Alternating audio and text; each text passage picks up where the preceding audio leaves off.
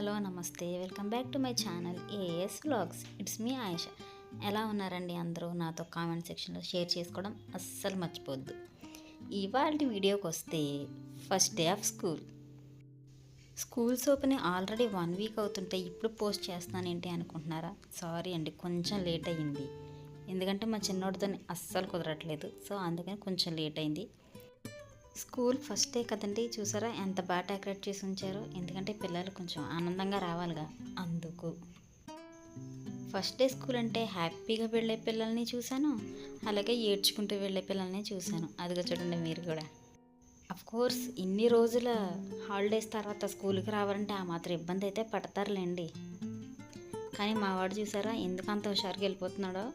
వాడు యూకేజీ నుంచి ఫస్ట్ క్లాస్కి వెళ్తున్నాడు కాబట్టి వాడికి ఆనందం.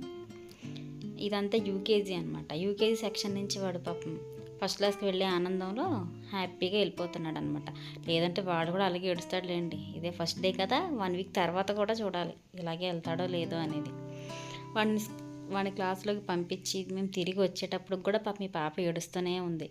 టీచర్స్ని అయితే మామూలుగా ఇబ్బంది పెట్టలేదులేండి. మనందరం కూడా చిన్నప్పుడు స్కూల్కి వెళ్ళడానికి ఇలాగే ఏడ్చుంటాం కదా. మీలో ఎంతమంది ఏడుస్తూ స్కూల్కి వెళ్ళారు, ఎంతమంది నవ్వుతూ వెళ్ళారో నాతో కామెంట్ సెక్షన్లో షేర్ చేసుకోండి.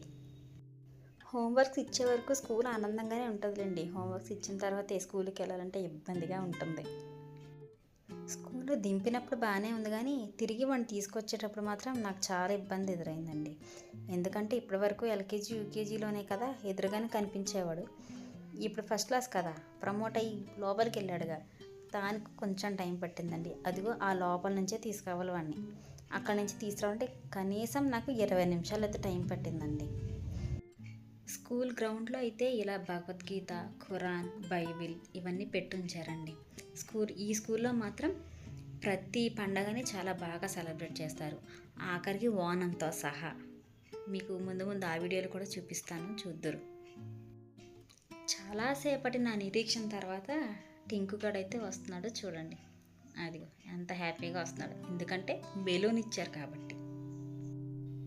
ప్రతి సంవత్సరం స్కూల్ ఫస్ట్ డే రోజున మాత్రం ఇలా ర్యాలీ అయితే కండక్ట్ చేస్తారండి. ఇది ఇప్పటి నుంచే కాదు, మేము ఇక్కడికి వచ్చిన దగ్గర నుంచి చూస్తూనే ఉన్నాను.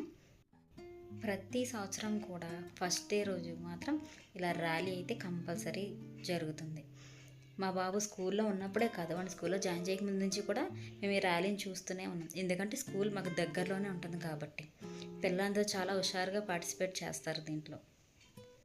ఫస్ట్ డేనే కదా, క్లాసులు ఏం జరుగుతాయి, స్కూల్కి ఏం వెళ్తాంలే అని అనుకోకుండా పిల్లలందరికీ ఒక మంచి మోటివేషన్లో ఉండడం కోసం ఈ ర్యాలీని అయితే కండక్ట్ చేస్తారు. ఈ ర్యాలీలో పార్టిసిపేట్ చేయడం కోసమన్నా పిల్లలు హుషారుగా స్కూల్కి వస్తూనే ఉంటారు.